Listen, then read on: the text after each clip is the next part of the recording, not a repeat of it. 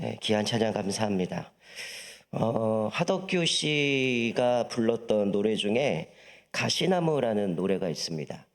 그 가사가 내 안에 내가 너무도 많아 이런 가사로 시작되는데 제가 오늘 불청객이 찾아와서 제 안에 박재덕이 많습니다. 지금도 다른 박재덕이 이야기를 하는데 제가 1부, 2부 설교 중간에 괴물 같은 박재덕이 또 나올 겁니다. 그럼 제가 잠깐 멈추고 물을 좀 마시고 또 설교를 이어가겠습니다. 제가 설교하다가 물 먹는 게 되게 어색해서 물을 잘 못 먹는데 그랬더니 갑자기 목이 가버려가지고 좀 그런 부분이 있는데 좀 양해하시고 좀 말씀을 들어주셨으면 좋겠습니다. 요즘 극장가의 영화가 여러 편이 있는데요. 지금 1위가 노량이라는 영화입니다. 여러분 노량의 마지막이 어떻게 끝나는 줄 아세요? 모릅니다. 안 봐서. 만약에 여러분들이 보통 영화를 보신 분들이 결말을 이야기하든지 아니면 어떤 범인에 대해서 이야기를 하든지 이러는 거를 보통 스포일러 이렇게 이야기를 하죠. 그러면 이제 영화에 대한 긴장감이 사라지기도 하고 그런 모습을 보게 되는데 제가 예전에 96년도였을 거예요. 유절 서스펙트라는 영화가 있습니다. 제가 그 영화를 기다리면서 밖에서 줄 서고 있는데 한 사람이 영화를 보고 나오면서 한마디 툭 던지고 가더라고요. 절름발이가 범인이다. 아마 이 영화를 보신 분 아실 거예요. 그래서 이게 뭔 소린가 그러고 앉아서 영화를 보기 시작하는데 서서히 분노가 끌어오르더라고요. 왜냐면 범죄 스릴러인데 그 중에 여러 범인들 중에 추리를 해가지고 한 명이 범인으로 잡아야 되는데 딱 한 명이 발을 절어요. 절름발이가 범인이다. 계속 머리에 도는 겁니다. 마지막 결론은 그가 경찰서에서 신문 다 받고 마지막 발을 저르면서 걸어가다가 똑바로 걷다가 차를 타고 딱 떠나는 게 마지막 장면인데 저는 영화를 보면서 내내 아이씨 이런 마음이 너무 드는 거예요. 범인이 벌써 나왔잖아요. 그런 것처럼 이게 결말을 알면 재미가 없어지는 부분도 있지만 또 반대로 보면 우리가 어떤 일들의 결말을 알게 되면 그 과정이 힘들지만 그것들을 좀 인내하면서 버텨나갈 수 있는 거죠. 마치 어린아이들이 감기가 걸려서 병원 가서 주사를 맞으면 빨리 병을 낫는다 그러면 이게 찌를 때는 아프지만 좀 지나고 나면 괜찮아져 라면 버티는 거죠.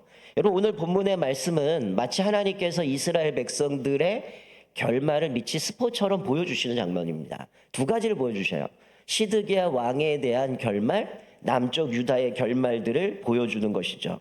어떻게 보면 이스라엘 백성들은 이 책을 받아들였을 때 바벨론의 포로로 끌려가서 그들은 원망이 컸을 겁니다.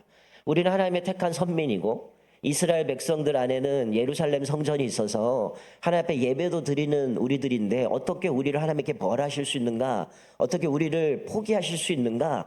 분노 가운데 있지만 이 결말들을 보면서 또 이 책을 보면서 그들이 깨닫는 거는 우리가 왜 여기까지 왔느냐는 하나님 말씀에 불순종했기 때문에 이런 결과를 맺었구나라는 것들을 깨닫게 되어지는 것이죠. 오늘 본문의 말씀을 통해서 한 사람의 멸망 또 한 나라의 멸망을 보면서 우리가 어떻게 살아가야 할까를 좀 같이 깊이 좀 생각하는 시간들이 되셨으면 좋겠습니다.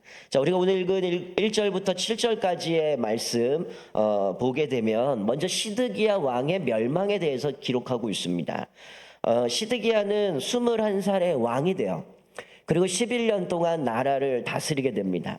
근데 그를 평가하는 거는 그는 여호와 보시기에 악을 행하였더라라고 기록하죠. 그러니까 하나님을 의지하기보다는 주변의 열강들을 의지했습니다. 원래 이 시드기야는 바벨론 왕이 그를 왕으로 세웠거든요. 그러니까 처음에는 바벨론에게 조공을 바치고 바벨론을 섬기다가 어느 날 바벨론과 애굽이 전쟁하는 모습을 보면서 자기가 생각할 때는 이게 애굽이 이기겠구나 라는 생각 가운데 애굽 편에 붙어버리는 거죠. 그러면 애굽이 자기를 도와줘서 뭔가 바벨론에서부터 우리가 좀 해방되지 않을까? 이런 착각 속에서 이제 바벨론에게 바쳤던 조공을 멈추고 애굽을 의지하게 되는데 사실은 하나님께서 예레미야 선지자를 통해서 말씀하셨던 것은 뭐냐면 이게 하나님의 뜻이니 바벨론에 대항하지 말고 바벨론에게 복종하라고 말씀했어요. 그런데도 불구하고 이 시드기야 왕은 예레미야를 감옥에 가다 버리고요. 그리고 바벨론의 침략에 빌미를 제공하는 사람이 이제 시드기야 왕임을 우리가 깨닫게 됩니다. 자, 오늘 1절 말씀에 보면 그래서 바벨론 왕 느부갓네살이 대군을 이끌고 예루살렘을 치러 오게 됩니다. 그래서 그가 선택한 방법은 주변을 포위하고 토성을 쌓습니다. 우리가 요즘 뭐 사극을 보거나 아니면 영화를 보면 우리가 뭐 예전에 우리나라 조선의 역사나 이런 거 보면 주변에 나라들이 쳐들어오면 항상 토성을 쌓죠. 자기 성보다 지금 우리나라의 성보다 높이 쌓아서 거기 위에서 뭐 투석기를 던지든 활을 쏘든 그 성 안에 있는 사람들을 제압을 해서 성을 무너뜨리고 이기는 전략을 씁니다. 마치 이거는 시간이 가면 갈수록 포위가 됐기 때문에 남쪽 유다는 이길 수 없고 시간이 갈수록 바벨론에게 유리한 전략인데 이게 이들이 포위를 해서 가다둔 게 한 18개월 정도 지나게 되어집니다.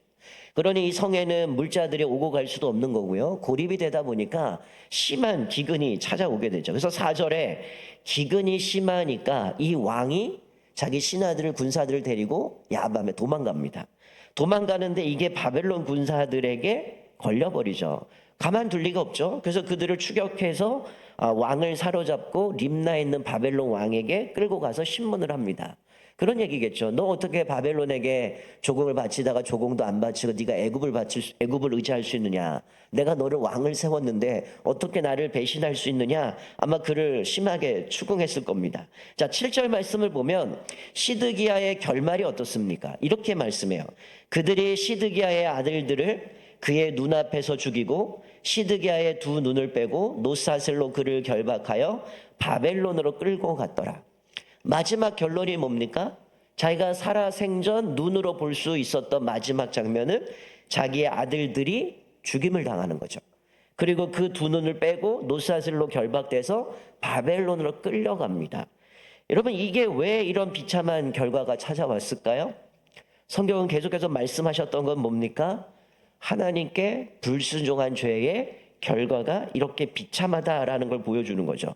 여러분, 병행 본문인 역대하 36장 13절에 보면 우리 자막을 보시면 이렇게 말씀합니다.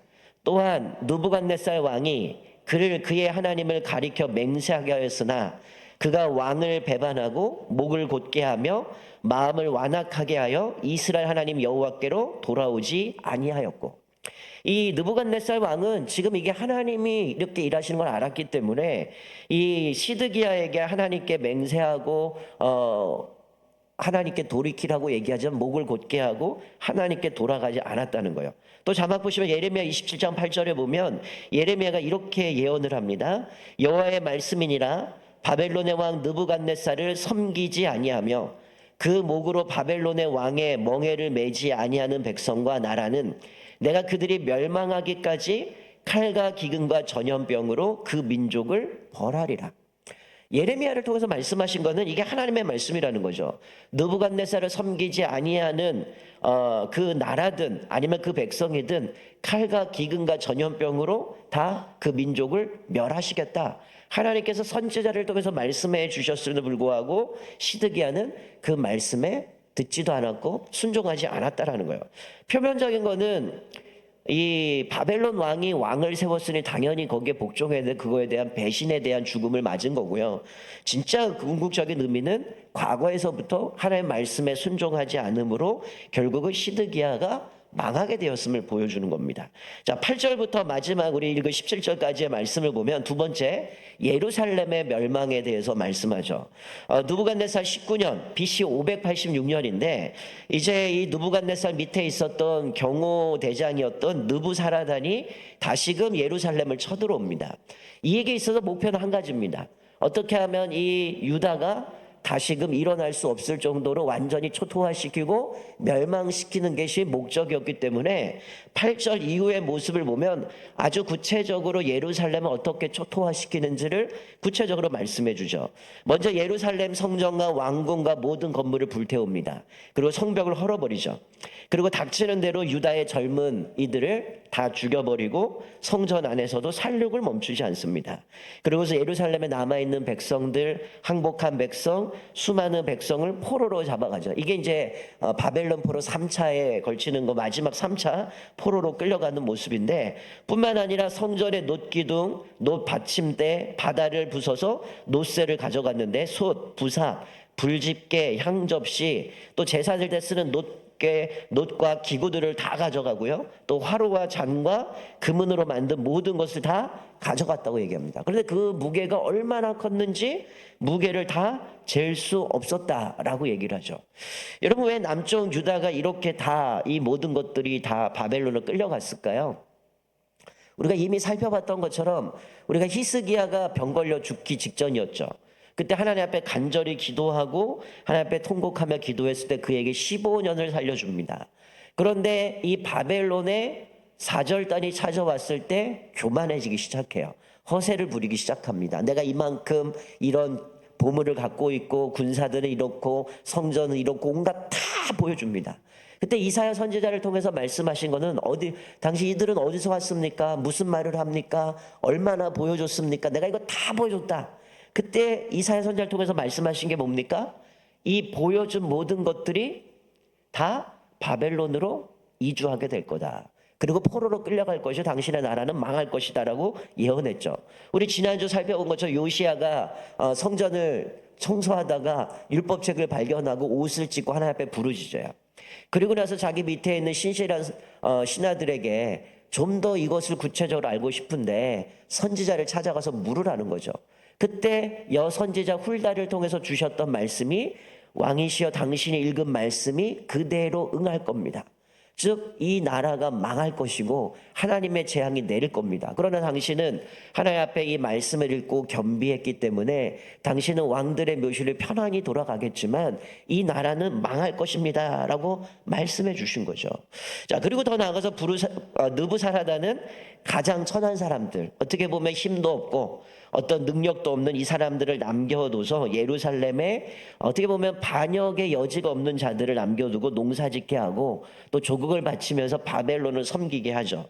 그리고 대제사장 스라야, 부제사장 스바냐, 성문 문지기 세 사람을 붙잡았고 또 성 안에 있던 군사령관이었던 내시 1명, 왕의 시종 고문 5명, 병사를 뽑는 서기관 1사람, 또 백성 60명을 포로로 끌고 가 림나의 바벨론 왕에게 데리고 갑니다. 그리고 림나에서 그들 다 죽여버리죠. 마지막 21절의 하반절에 보면 이 남쪽 유다를 이렇게 마무리하죠. 이와 같이 유다가 사로잡혀 본토에서 떠났더라. 하나님의 선지자들의 예언을 통해서 이루셨던 말씀처럼 그대로 이것이 성취돼서 이와 같이 시드기야 왕도 멸망당하고 남쪽 유다도 멸망당하고 예루살렘 멸망당하면서 다 사로잡혀서 본토에서 떠났더라라고 그것이 그대로 성취되었음을 말씀해 주고 있습니다.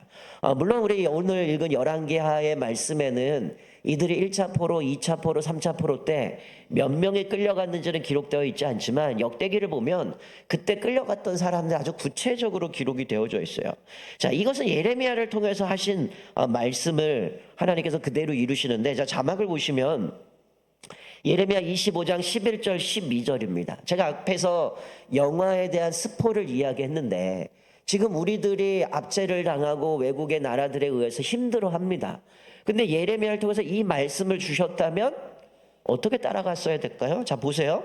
이 모든 땅이 폐허가 되어 놀랄 일이 될 것이며 이 민족들은 70년 동안 바벨론 왕을 섬기리라.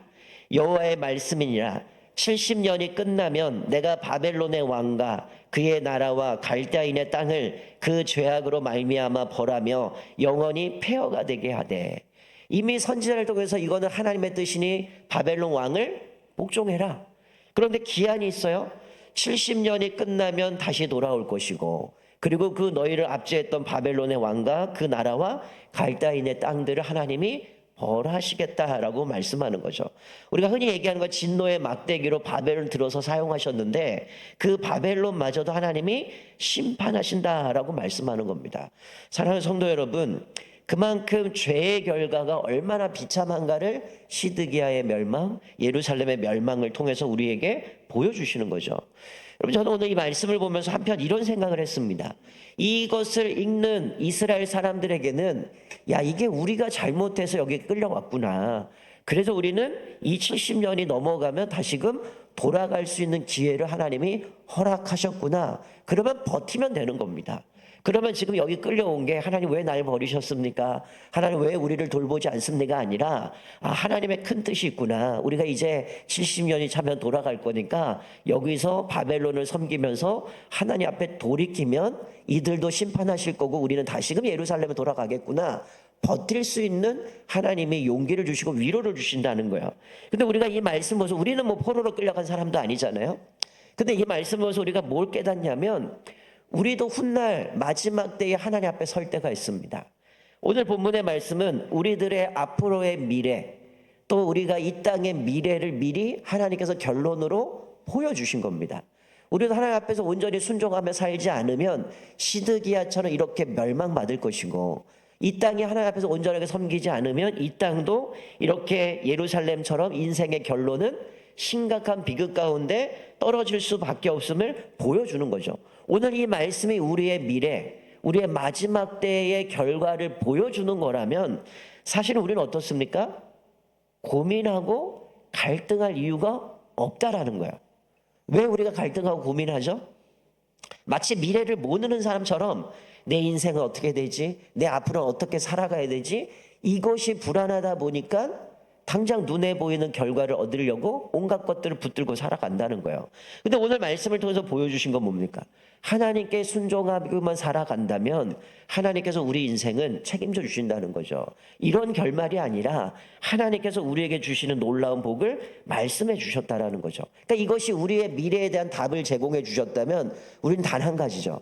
그럼 우리는 인생을 어떻게 살아야 되는가? 우리가 오직 하나님만 의지해야 되는구나. 시편의 말씀처럼 하늘로나 땅으로 내가 사모할 이는 오직 예수 그리스도밖에 없음을, 주님밖에 없음을 고백하면서 우리가 소망을 주님께 들며 그분만을 섬겨야 됨을 말씀해 주고 있는 거죠. 여러분, 이게 이스라엘 백성들에게 처음 얘기한 게 아닙니다. 사실은 이스라엘이 출애굽을 하고 모세를 통해서 시내산의 율법책을 받죠. 그리고 거기서 언약을 맺습니다. 그리고 그들이 광야에서 방향을 하다가 마지막에 가나안 땅 들어가기 전에 모세는 그가 혈기를 부리고 하나님 앞에 순종하지 않으면 가나안 땅에 못 들어가지만 에발삼과 그리심산 사이에 그들을 세워놓습니다. 그리고 복과 저주를 선포하죠. 너희가 하나님께 온전히 순종하면 너희들이 가나안 땅에 들어가면 들어가도 복을 받고 나가도 복을 받고 너희 떡반죽 그릇이 복을 받고 네 자녀가 복을 받고 너의 가축들이 복을 받을 것이다. 그러나 반대로 하나님께 순종하지 않으면 나가도 저주고 들어가도 저주고 너 떡반죽 그릇, 네 자식, 네 가축들이 다 저주를 받을 것이라고 이미 경고해 주셨어요. 이게 처음 들어온 게 아니라 이미 가나안 땅 들어가기도 전에 하나님은 그들의 결과, 그들에게 인생이 어떻게 될 것을 마치 영화에 스포를 한 것처럼 이미 하나님께서 그 결과를 보여주셨는데 이거는 시시해가 아니라 우리가 어떻게 살아가야 되는 분명한 가이드라인을 제공해 주셨다라는 것이죠. 그러니까 이 말씀을 통해서 이들을 들었을 때는 우리가 정말로 하나님만 섬겨야 되는구나. 언약을 맺으면서 뭐라고 했어? 나를 살아가는 사람은 천대까지 복을 주시겠다 약속하셨거든요. 자, 자막을 보세요. 근데 이스라엘 백성들은 순종하지 않았다는 거죠. 이미 신명기 말씀을 통해서도 이미 이 말씀을 그대로 해주십니다. 자, 신명기 28장 25절에 보면 여호와께서 내 적군 앞에서 너를 패하게 하시리니 내가 그들을 치러 한 길로 나가서 그들 앞에서 7길로 도망할 것이며 내가 또 땅의 모든 나라 중에 흩어지고. 여러분, 북이스라엘이 멸망당했죠? 아수르에 멸망당합니다. 아수르의 정책은 뭡니까? 이전에 정복한 나라들을 이곳에 이주시켜서 혼혈을 만들어버리죠. 그리고 여기 정복한 사람들을 또 다른 나라로 이주시켜서 정체성을 없애버립니다. 그래서 아수르의 정책을 한마디로 얘기하면 흩어버리는 겁니다. 오늘 여기 28장 25절에 보면 내 적군 앞에서 너를 패하게 하시고 내가 그들을 치러 한 길로 나가서 7길로 도망할 것이 내가 또 땅의 모든 나라 중에 흩어질 것이다. 이미 하나님 앞에 불순종하면 이런 결과가 있을 거라고 말씀해 주셨어요. 자, 또 자막을 보시면 47절 48절에 보면 남쪽 유다에 대해서 분명히 말씀해요. 내가 모든 것이 풍족하여도 기쁨과 즐거운 마음으로 내 하나님 여호와를 섬기지 아니함으로 말미암아 내가 줄이고 목마르고 헐벗고 모든 것이 부족한 중에서 여호와께서 보내사 너를 치게 하실 적군을 섬기게 될 것이니 그가 철 멍에를 내 목에 메워 마침내 너를 멸할 것이라.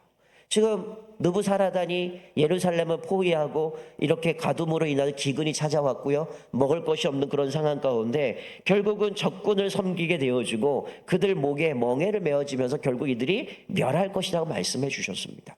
여러분, 이것을 결론을 받아들였다면 그들이 선택할 수 있는 선택지는 다양한 게 아니었어요. 오직 하나, 하나님께만 순종하며 살아가는 것이라는 거죠. 여러분, 우리가 지난주에 쭉 살펴본 게 이제 요한계시록을 공동체 성경을 하다가 오늘이 20장에서 22장인데 오늘 제가 새벽에 일찍 나와서 그 말씀 좀 묵상하면서 했는데, 여러분, 요한계시록은 사실은 이게 좀 묵시 문학이기 때문에 문자적으로 해석하기는 좀 어려운 부분이 있습니다.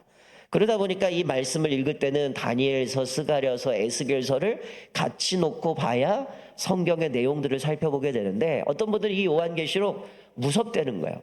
왜냐하면 우리가 묵상하신 대로 일곱 인, 일곱 나팔, 일곱 대접이 나오면서 하나님이 이 땅을 완전히 심판하시는 모습을 보면서 너무 두렵고 무섭다라는 거예요. 근데 결론을 알면 무서워할 이유가 없는 거죠. 여러분, 일곱 인, 일곱 나팔, 일곱 대접은 누구에게 해당되는 겁니까? 우리에게 해당되는 게 아니에요. 그래도 교회를 향해서 주시는 게 아니라 세상을 향하여 하나님을 섬기지 않는 사람들을 향해서 하나님이 심판하시는 내용입니다. 그런데 일곱인 일곱 나팔이 일곱 개씩인데 그중에 6개에서 7번째 사이에 우리가 소위 막간이라고 하는 중간이 또 하나가 낍니다. 그것은 뭐냐면 하나님의 심판을 막 하시다 중간에 잠깐 스톱을 하셔요. 왜 그럴까요? 회개할 기회를 주신다는 거예요. 근데 마지막 7 대접을 가면 중간 막간이 없어요. 그냥 내리 그냥 심판하시는 모습을 보여주게 되는 거죠. 그래서 이게 출애굽기부터 나온 게 너희들 하나님 앞에 순종하지 않으면 전쟁과 기근과 전염병으로 심판받을 것이다. 그래서 우리가 오늘 읽은 본문에도 그 얘기가 나오고 계속 이스라엘 심판할 때 전쟁, 기근, 전염병으로 이 땅을 심판하실 거라고 말씀해 주고 있는 거죠. 만약에 이 말씀 묵상하면서 이게 우리에게 해당되지 않는데 그럼 우리에게 해당되는 게 뭡니까? 오늘 읽은 말씀에 보면 새하늘과 새 땅이잖아요. 마치 신부가 신랑을 예비하기 위해 단장한 것 같은 하나님께 새하늘과 새 땅, 천국을 예비해 놓으셔서 우리는 그곳에 들어가서 눈물도 없고 곡하는 것도 없고 슬픔도 없고 하나님의 그 영광 가운데, 그래서 태양이 필요 없는 영원한 하나님의 임재 가운데 우리는 영원한 생명을 누리고 살아가는 거거든요. 이 결말을 안다면 우리는 어떻게 살아야 됩니까? 하나님 앞에 감사할 수밖에 없고 순종할 수밖에 없고 그분만을 의지할 수밖에 없음을 우리가 깨닫는 거예요. 오늘 2023년 마지막 날, 마지막 주일에 우리가 오늘 본문의 말씀을 살펴보면서 우리의 모습 한번 돌아봤으면 좋겠어요. 이 시드기야, 예루살렘의 멸망을 보면서 반년 거울을 삼았으면 좋겠어요. 반문 거울을 살았으면 좋겠어요. 나는 어떤 사람 살았는가? 나는 지금까지 주님 앞에서 끊임없이 신앙생활을 한다고 하면서도 여전히 내가 움켜진 것 내려놓지 못하고 있는 건 아닌가? 하나님보다 더 의지하는 것은 없는가? 계속해서 말씀을 통해서 돌이켜라, 회개해라, 하나님 앞에 온전하게 성숙되게 나가야 되는 것을 말씀하지만 여전히 내가 그것보다는 쉬운 길, 편안한 길을 찾아가고 있는 것은 아닌가? 우리들을 살펴보면서 오늘 이 시드기야, 예루살렘 멸망을 보면서 반면거울 삼고 여러분의 삶이 어떻게 더 주님을 신뢰하며 살아가야 되는가를 살펴봤으면 좋겠어요. 우리의 결말이 이런 결말이 아니라 마지막 때 착하고 충성된 종아, 네가 이 작은 일에 충성하였으므로 내가 너에게 큰 상급을 주시겠다. 하나님이 예비해 놓으신 그 천국에서 영원히 하나님과 거하는 복을 예비해 주셨는데 우리가 불순종함으로 인하여 악하고 게으른 종아, 이 작은 것에 충성하지 못했다고 쫓겨나서 이를 갈미 슬피 우는 그런 인생이 아니라 우리는 더 성숙되어지고 더 뜨겁게 주님을 사랑하고 죄는 멀리하고 하나님과 친밀한 관계 속에서 우리가 마지막에 하나님 앞에 착하고 충성된 종이라 우리의 인생의 마무리를 할 때에 하나님 앞에 인정받는, 또 하나님께서 예비하신 영원한 천국 가운데 하나님의 은혜를 누리며 살아가는 저와 여러분 되시기를 주님의 이름으로 축원드립니다. 아멘. 이 시간